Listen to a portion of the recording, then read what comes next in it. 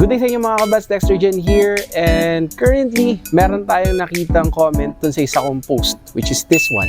Nagtatanong kung pwede ba akong gumawa ng video on how to catch a drone. Actually, there is a lot of type of kung paano siya kukunin, pero usually kapag gagamit ka ng kamay, you will use this one, papalapagin mo siya dito, or gagamit ka nito, ganitong style ng paghawak. No? Ngayon mga kabads, no, tatry natin paliparin tong drone ko ngayon, and then yan.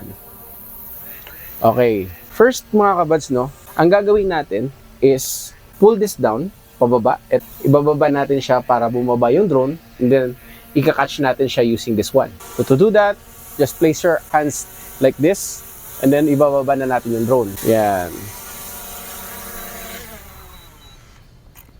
That is one of the safest things na pwede mong gawin kapag ka magka-catch ka ng drone. Pwede din yung ganito, pero hindi ko siya masyadong recommended dahil medyo manlalaban siya, lalo na you will grab it sa taas. So try natin ulit. So babalik pa rin natin ulit yung drone. And then I will use this one para i-catch yung drone. Okay? Okay.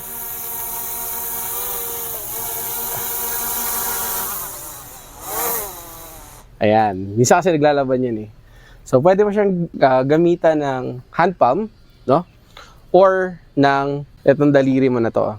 Depende sa situation. Minsan ginagawa nila yung ganito para makuha yung drone, lalo na sa mga tawag dito, medyo mahangin na lugar, hindi siya kayang suportahan ito. So, yun. And I think lastly, no, yung pagpapababa ng drone dito mismo sa platform.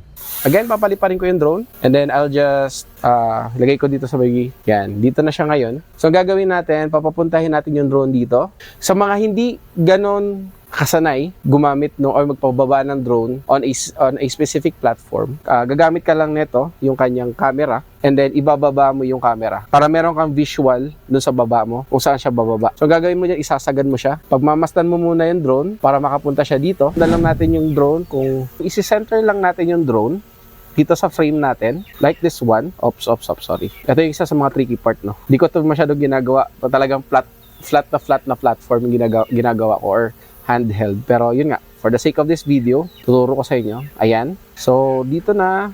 Okay, bababa na natin. Hold lang natin ang down. And then, yun na. That's the way, no? Para paano nyo papababain yung drone in your hand, on your fingers, and also on a certain platform na kung anong meron kayo. So, hanggang doon na mga kabads, no? Sana may natutunan kayo dito sa ating video. If you have any suggestions, questions regarding with the drone, again, I'm just a beginner din here. Pero if I do have an idea, I'll just share it with you guys. So hanggang doon lang mga kabads. Goodbye and see you next time. Bye-bye.